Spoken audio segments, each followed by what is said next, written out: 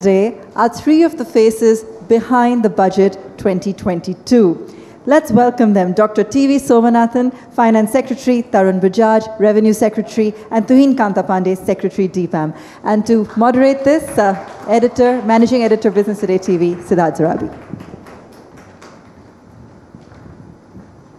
Thank you so much, Abha.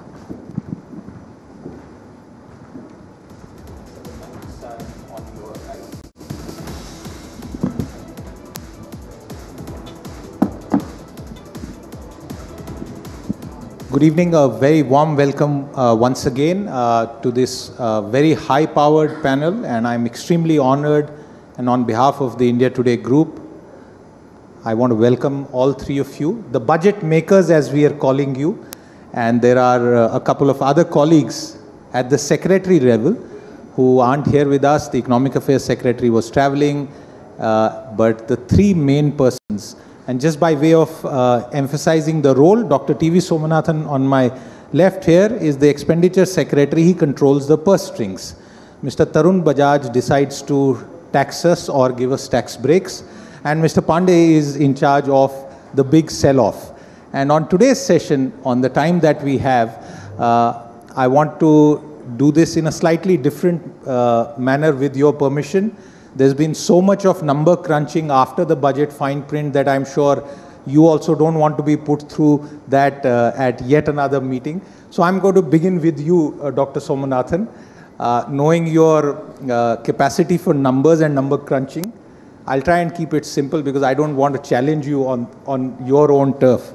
The first charge against you, Dr. Somanathan, as the Finance Secretary of India, you spent too less.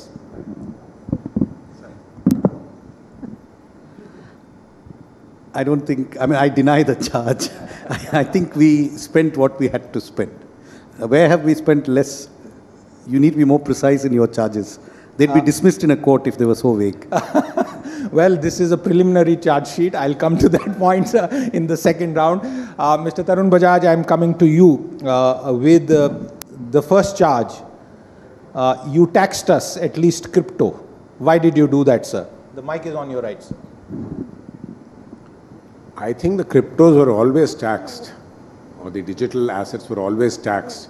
We only brought certainty to taxation and told as to at what rate will they be taxed and how they'll be taxed. I'll try and continue with this rapid fire because these are people who have taken questions from people like me for their entire career and they're very good at it. So I'll still try. Mr. Pandey, the mic is with you, sir, and the charge on you is you didn't sell enough. At least you are not planning to sell enough next year. First of all, I'm in charge of not only selling but also non-tax revenue, where we have collected so far 40,000 crore through dividend. So money is money, it comes from different directions. Second, we have been realistic, what we can do, and disinvestment is two-way street. We can, if we have to sell, then others have to offer as well. That is a brilliant point. I'll come back to you, sir, and I'll request you to take the mic again, Dr. Somanathan. The second point is that while you are spending less, at least that's the charge and it's not proven, I take that point, you're not distributing cash, at least to those who need it. We are not distributing cash, but we are spending a lot of cash which gets into people's pockets. So we are trying to spend money in a way that boosts everybody's income, gives them a lasting increase in their income and not a temporary high from a temporary cash transfer. Okay, now I'll take follow-ups with you only, sir, so that we can take the theme forward. When you say that you're not distributing cash, two parts to it. Why? What is the philosophy behind it? And the second part would be you're also, according to some observers, turning off the tap on social sector spending perhaps a little too early. Okay. So first, why are we pushing for a big increase in capital spending instead of making larger cash transfers? First, you must note that we are making huge transfers in terms of food. So we've given free food, 25 kilograms, to every one of 80 crore beneficiaries in the public distribution system. That is worth a lot. And that's targeted directly at the poor. So that's not a cash transfer, but it's an income transfer. And that's over and above the normal public distribution system. In terms of why are we doing capital expenditure of 1 rupee spent by the government, according to econometric studies, produces somewhere between 2 and 3 rupees of GDP over 1 to 2 years. Revenue expenditure, like a cash transfer of 1 rupee, produces somewhere between 0.9 and 0.99 rupees of GDP growth. So if we are looking to revive growth and help everyone in the country, including the poor, including the needy, it's much better that we focus on the most growth-inducing type of expenditure, which is government infrastructure expenditure. That's what we think will, in the long run, provide the best amount of cash in hand to everyone in the economy. Dr. Somanathan, is Manrega, the Rural Employment Guarantee Program, not capital expenditure in that sense? Does it not create enough assets that you have sort of crimped spending on it next year? Yes. First of all, Manrega does not create durable assets necessarily. It is primarily a demand-driven program where if a group of workers demand work, then one is obliged to provide them with 100 days of work. And the nature of the work is secondary. In fact, it is very clear. That's the design of the program. It's a wage employment program, not an asset creating program. And that is not a secret. That's part of the design. So in terms of what we have spent on it, we spent 98,000 crores in the current year, or will be spending 98,000 against a budget of 73,000 because demand has been higher than normal. If the economy were to do better, we expect the demand on this scheme to be lower because it is essentially a palliative to employment. It is not necessarily a substitute for gainful employment. So it's a relief measure. The quantum of the relief measure will depend on the extent of the stress in the economy. So if the stress is lower, the requirement will be lower. Has the scheme's designed outlived its utility in an era where the Modi government has begun many more schemes and has utilized direct transfers, direct benefit transfers so very effectively? I am not an expert on the National Rural Employment Guarantee. You'll have to ask one of my colleagues. I respond to the financial requirements of that scheme and I don't Given a choice, would you want to continue to spend that on that? I would put it this way. If the expenditure on it could be reduced because the demand could be reduced, I would try to reduce the demand, and that's what we've tried to do. Okay, I'll come back to you, sir. Mr. Bajaj, I'm coming to you now, and there's been so much that's been discussed on crypto, and therefore I'm obliged to still take one question on that. And I have had this discussion with you before and tried to get your feedback on responses where they say that you've been punitive. You are treating crypto akin to gambling. And we had a Facebook session today with people from the industry, moderated by my colleague Rahul Kamal earlier today, where there was hurt expressed by the participants that how can you take cutting-edge blockchain technology people like us and lump them with gamblers or those who go to the horse races. How would you respond to that, sir? My response to that is that I think you, me, Dr. Somanathan and Tuhin, we all pay 30% marginal rate of tax on our incomes. So I'm sure you don't equate us with just the adjectives that you used, the gamblers and all that. So I think the point is very simple, that we don't see much economic value. If they are trying to say that the underlying technology, even the RBI currency that will come out will use that same underlying technology.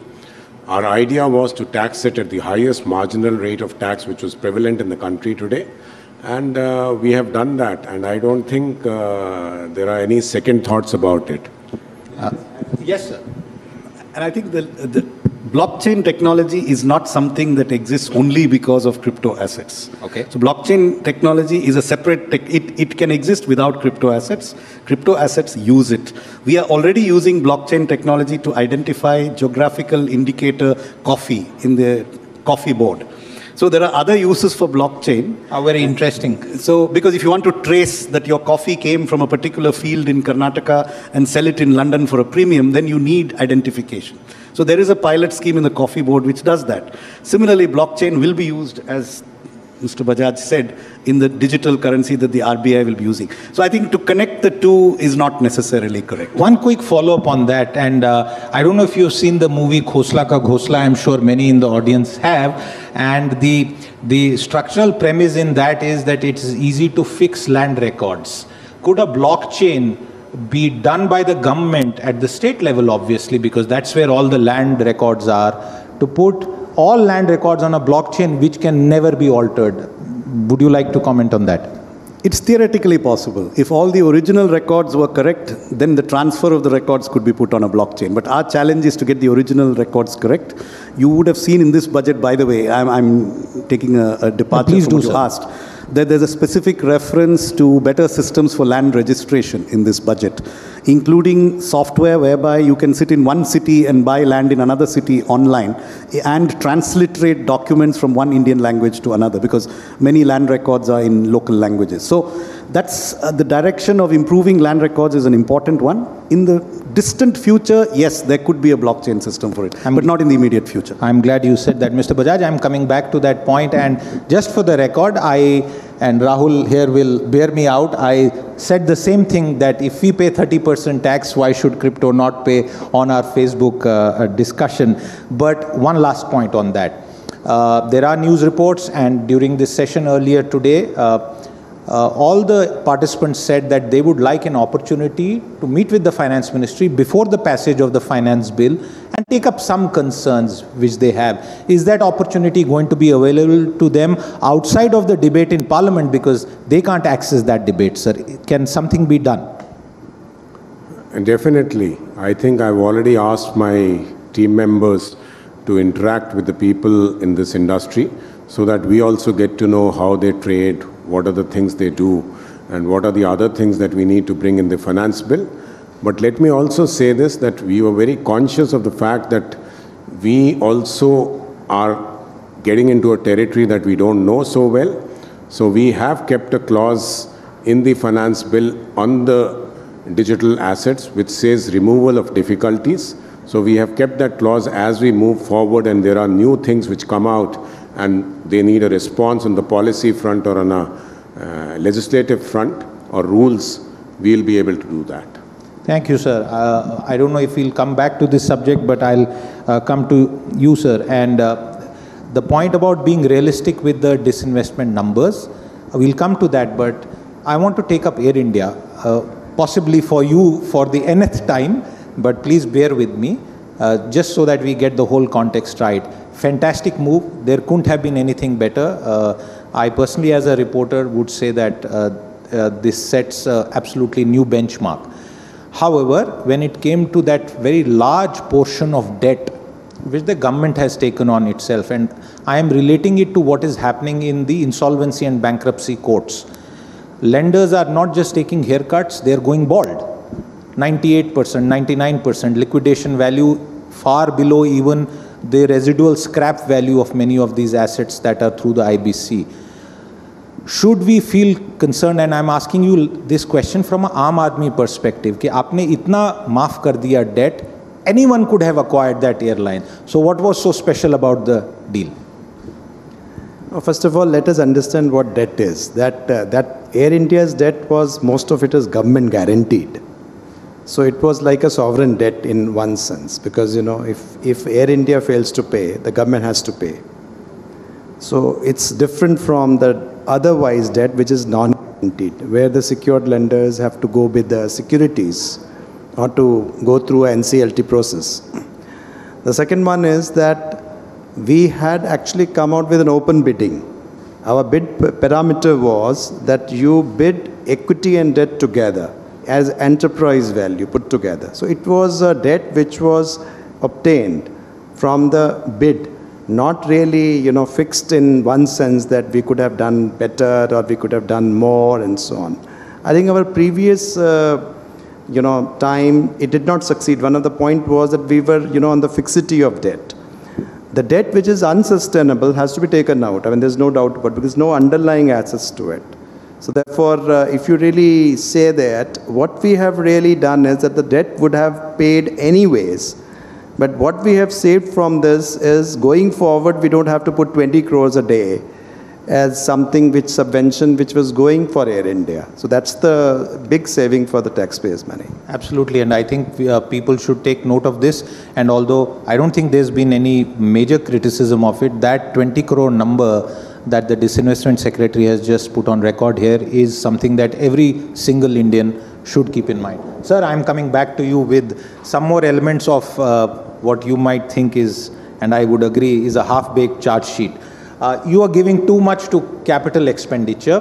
We had a former colleague of yours, a senior finance secretary, who was with us on budget day, Dr. Subhash Garg, and there have been other comments which say that, one, you are giving too much to CAPEX, but if you net it off, it is pretty much neutral. And second part of that same argument is, it will take too much time to trickle down. You can't build flyovers, highways, invest in the Gati Shakti program overnight. And what the economy and at least a certain strata of people need is immediate relief. You have turned off the tap on social sector spending, you are not looking at demand, and you have this long-term medium plan called infrastructure development. Sir. So first, if you look carefully at the budget numbers, there are the aggregate spending by the government has increased substantially on capital expenditure. There are certain offsetting reductions in one area, which is the National Highways Authority, whose borrowing next year will be lower than its borrowing in the current year. But in every other sector, the increase in government expenditure is not accompanied by any reduction in their own financed borrowing. So it's not accurate to say that the government capital expenditure increase is offset by a decrease in other sectors. That's not correct. I have seen some figures floating around, but they are based on a misinterpretation of some of the data, because this term called IEBR, which is sometimes quoted, which is internal and extra budgetary resources. If you look carefully at statement 25 of our budget document, it includes food subsidy of 65,000 crores. It includes a number of revenue related items. So that's not capital expenditure. The capital expenditure items in aggregate have risen substantially.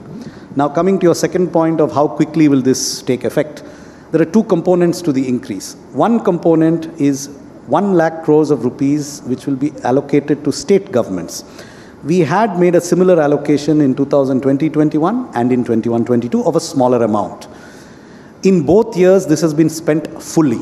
I mean, in first year it's been spent fully, in the second year it's at 97%. And it got grounded very quickly because these are dispersed small projects, smaller projects across the states. Sorry to interrupt you. Are you also making up with the states who suffered to some extent on account of the centre's decision to not release GST compensation, then getting them to borrow, and there were a lot of questions about how the centre is bulldozing states?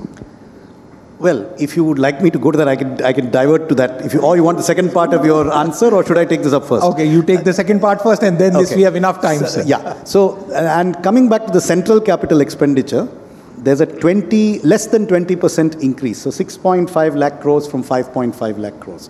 That is a level of increase which existing projects can absorb.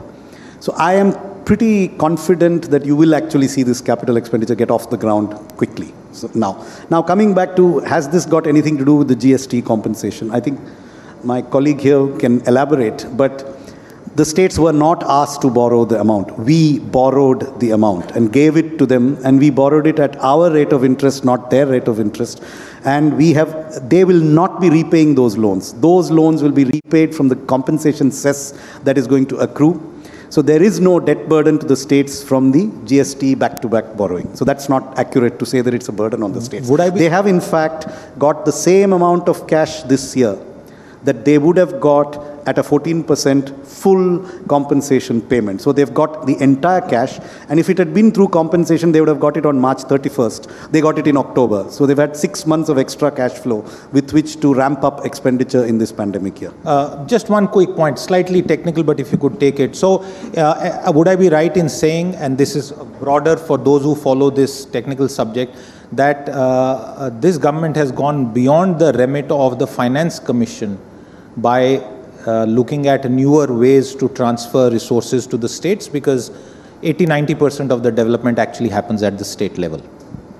It is true that we have gone beyond what the Finance Commission has recommended as resource transfers to the states. In this year, it is substantial. In the last 2 years, too, we had done it. But this year, it's very in the coming year, the 1 lakh crores is a very substantial increase over what the Finance Commission has recommended. Okay, and I'm sure this will continue. Mr. Bajaj, I'm coming back to you, and I want to take up another point. Again, how do I say this? 2019, September, massive corporate tax cut. The Indian markets touch historic highs, single largest rally at that point of time. New manufacturing projects taking off, a lot that has happened, I'm sure, and your revenues have also grown despite that cut from the corporate income tax side.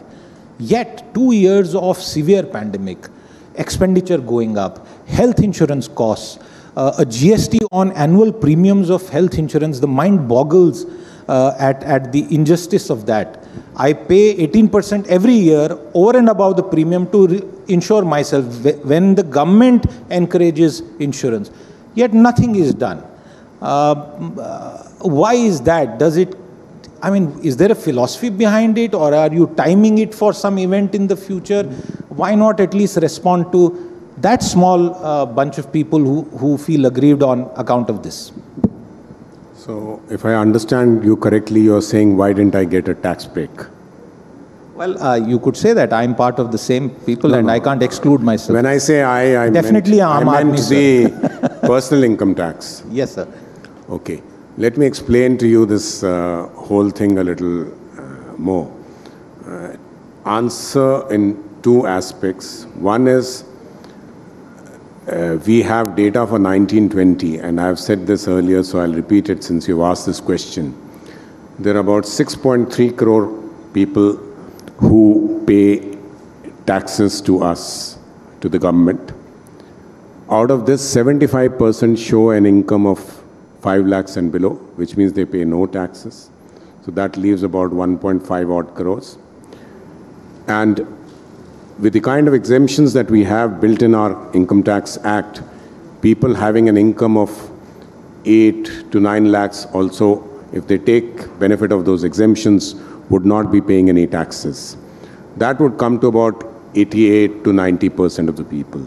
So 10% is about 60 lakh people, which also includes the corporate sector, which pays substantial amount of the total taxes that we get. So one way to do it was to give relief to these people. If you give relief to these people, you do 2 things. We've got 2 kinds of returns now. One is with exemptions and one is without exemptions. What we want to do is that we want to wean away people from with exemptions and bring them to without exemptions. So if we give more exemptions, we are actually moving people from who have actually moved to without exemptions into that. So we are actually going reverse our policy. And the third thing is that whatever relief you give in this pandemic year, your resources would definitely suffer to that extent. And not only this benefit will go to people that it should be going, it will also go to people who already don't need this benefit because they are paying no taxes at all.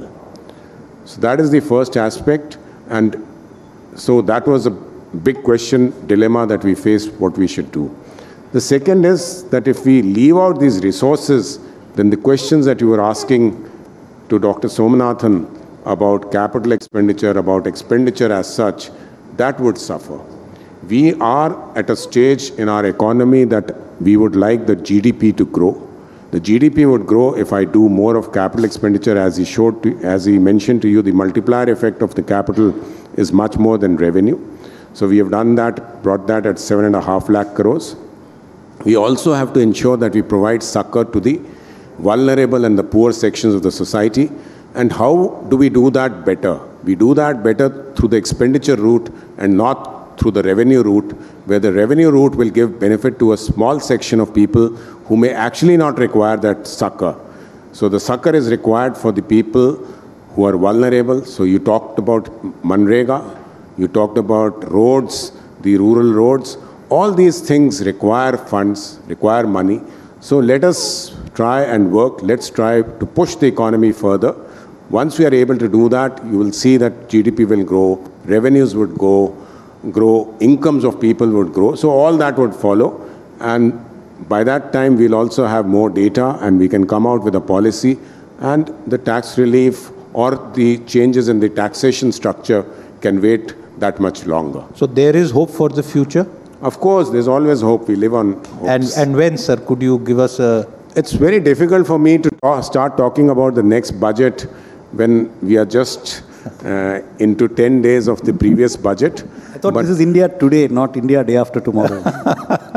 Okay, I want to come to you because one of the things that you have said in a post-budget interview to us and to everyone else is about how a cut does not necessarily translate into consumption. And I want to just take one small data point for our viewers to absorb. We have seen in the last year, small savings go up to 6 lakh crore.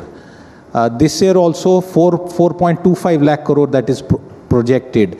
Markets, a lot of investment is happening, and crypto also a lot of money has been invested. So is that why you are saying that cut does not necessarily translate into consumption? It is adding to your small savings interest burden?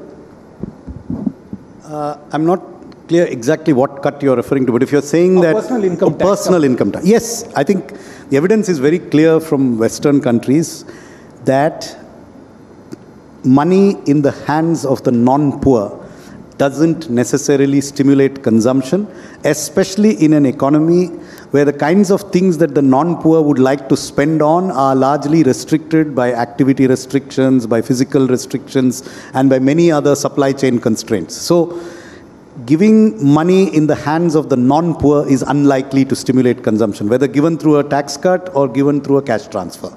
And we have evidence in India of the cash transfer, substantial cash transfers were made during the first phase of COVID in the early part of 2020. And there were studies that showed that approximately 30 to 40% of those cash transfers, even to the non-rich, non-middle class, were saved. Because, so therefore, 100 rupees of cash doesn't necessarily mean 100 rupees of expenditure. Are we back at our, decade back rate of savings? Are we back as a nation of savers which used to contribute to our economy quite well and forced interest rate cuts? I'm afraid I don't know exactly what the numbers are, but I don't think we are back to those savings levels yet. All right. Mr. Pandey, I'm coming back to you. I'll come back to the two of them. And if we have occasion to ask a few questions, we'll try and accommodate that on the remaining part of the session. Sir, why has Bharat Petroleum Corporation not been sold so far? Well, I think it's been really caught up in energy transition, I think so. Because, we had the bids, initial bids, the qualified bidders, but we want them to come ready for the financial bid, and we are getting a little bit pushback on this. So, as I said, that you need two hands to clap in a competitive bidding process. We are taking process forward. There's nothing on our side. But I think it's a bit of a oil sector and the coal sector and the carbon economy and so on. And this ticket size is very large in this transaction. Would it be reasonable to say that for now it is kind of on the back burner? It's not on the back burner. What I'm saying is that, they should be ready to bid, financial bid. And in a competitive, you see, everything in the government that we do, there's no bilateral process. We go through the financial bidding process, and we try and, as I said, we try our best to see that our structure of our transaction is not really adversarial. I mean, it is conducive to divestment, and that's how we go to the market. Absolutely, and we will wish you well that you are able to find a white knight, just like you found the Tatas for Air India, for Bharat Petroleum. If I can continue with you, sir, and I want to take up the next big theme, which is the Life Insurance Corporation of India, and start by saying that we had the opportunity at India Today and Business Today last year to run some programming under the title of the Great Indian IPO. Where does the Great Indian IPO stand, sir? For a general mass audience, if you could offer more details. The Great Indian IPO is slated for March, and our DRHP will be filed this week with the SEBI. All right, sir. And is it possible for you to tell us whether the accruals from that sale will come in the current financial year or the next financial year? No, we are counting it in the current financial year. But again, as you say that, you have to keep in mind that we have policyholders there, and by law, we have policyholder reservation in this IPO, which is again a unique thing, going by the fact that policyholders have taken, have really blessed this organization for a long time. We want them to be the stakeholders, shareholders, and possibly, they will be also offered discounts. And LIC is actually doing a big campaign of, as per the legislation, try and enlist them for their PAN accounts and demat accounts so that they can possibly participate. In addition, there will be huge number of retailers. If everything goes well, it will be a big moment for Indian stock market, because this is a very large organization. A big market cap is coming to the stock market, Indian stock market. Sir, one quick follow-up, and I know days before a DRHP, I shouldn't even be asking you this question, but I'll ask it in a different manner. Once listed, will LIC be amongst the top 3 companies in India by market cap? Well, I think, as I said, that our embedded value is upwards of 5 lakh crore. So I think people are making guesses. As I said, that this is the early stage of marketing in this IPO. And once the DRHP is filed, that I think price will be discovered over the period. I mean, we have 1 month to go. Suffices to say is that there is a tremendous amount of interest from the general public, very wide public to this IPO. Absolutely, and I'll wish you all the best for that, and embedded value of 5 lakh crore. Please take note of that number. It's a significant number. I'm coming back and... I said upwards. Upwards, okay. I stand corrected further.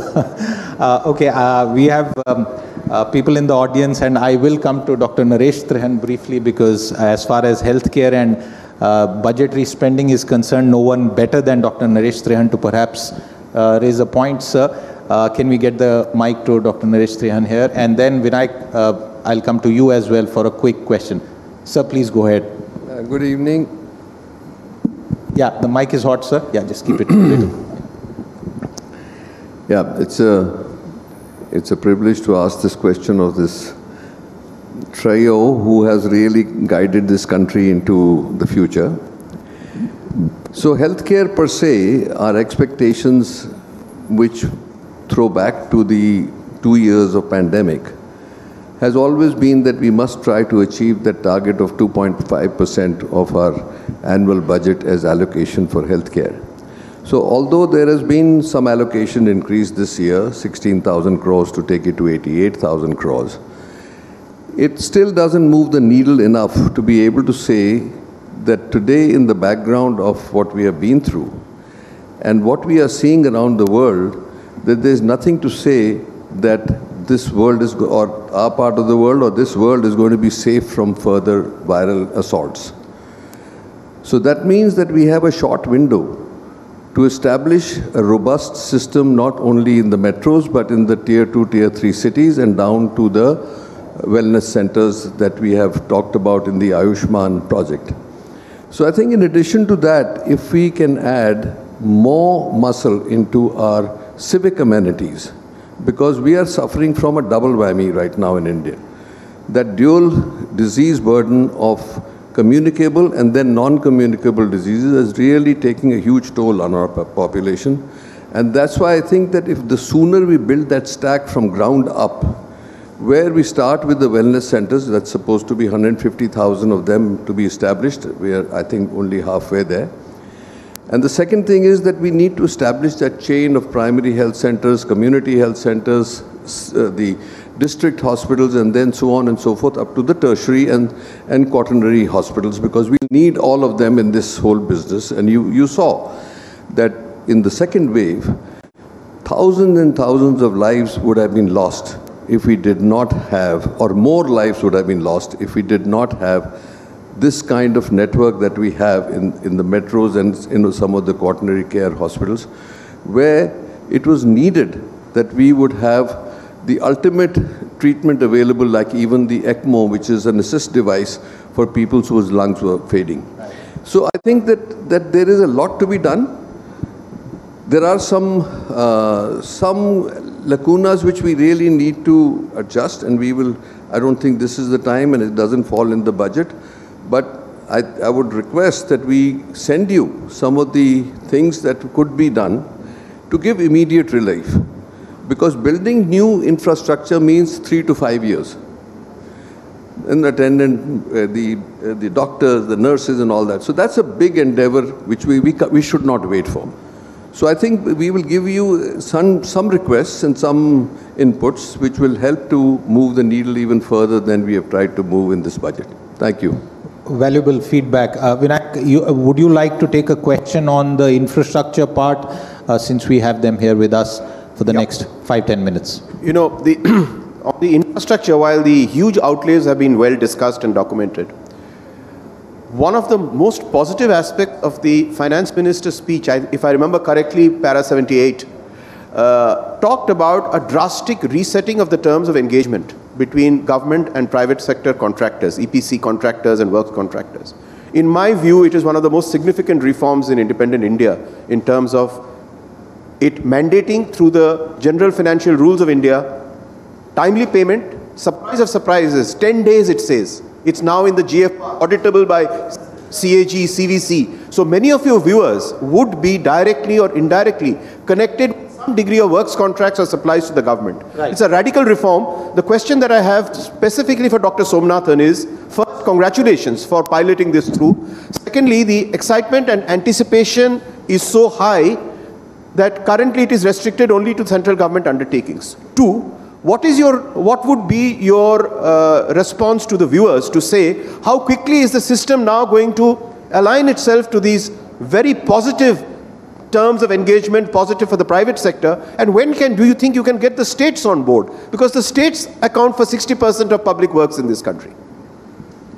So, two parts to your question. As far as the state governments are concerned, I think in legal and constitutional terms, they have the right to decide their own procurement policies. So what the central government's policy will do is to have a demonstration effect, and it is common for states to adopt certain central policies if they think they make sense. And the existence of this will make it easier for states to adopt them. Though I must say that many states have fairly sophisticated procurement rules of their own. And I wouldn't necessarily say that the central rules are always better than the state rules. I think it varies from state to state, and I wouldn't generalize. But I think the existence of this is something that will encourage states to take a good look at it. And if it produces good results, then hopefully this will be something that they will pick up. As regards rolling it out within the central government, the issuance of a rule is one thing, it's being followed universally is another. This will take time. I think we will have to take a lot of measures through our financial advisors and the entire mechanisms of government finance to make this a new culture rather than just a rule which may or may not always be followed. But I think changing the rule makes a fundamental difference, because it's more difficult to not follow a rule than to follow a rule. And government servants like to follow the rules. So it's now the default position is to follow the rule. But there may be cases where it doesn't happen automatically. We will need to do a lot of follow-up to make it happen. So as far as states are concerned, I think that is something that they will have to decide for themselves. Of course, we will encourage them to adopt any good practices that will help the economy. Thank you, sir, for those comments, and a couple more questions, and we'll wrap it up here. To you, Dr. Somanathan, why is the central government only doing the heavy lifting? There's no doubt about it. Why is the private sector, despite all that you have done, not coming forward? That's questions for me. Yes, sir. I'm not the one doing it, but well, until we got into the pandemic, we were still subject to what people have called the twin balance sheet problem, that corporate balance sheets were stressed, bank balance sheets were also stressed, so the corporates couldn't borrow and the banks couldn't lend.